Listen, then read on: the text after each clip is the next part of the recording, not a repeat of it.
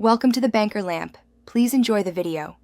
You start by creating a project folder and opening it in your editor. That gets you working immediately. Next, create index. HTML with the HTML5 doc type, charset, and viewport meta so mobile works. Add a title and link a main.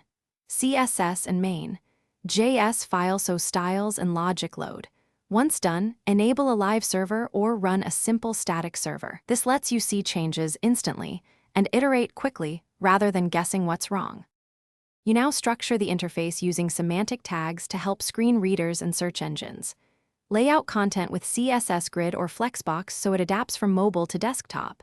Make forms and buttons clear and keyboard accessible. Then add JavaScript. Attach event listeners, validate inputs, and use fetch to call APIs or your own backend endpoints.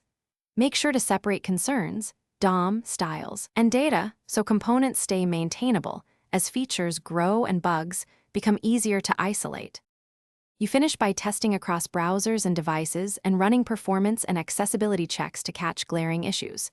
Then deploy to a static host like GitHub Pages, Netlify, or Vercel and push your repo. Configure build settings if you use bundlers. Finally, optimize assets, enable caching, and add basic error handling. Troubleshooting tip.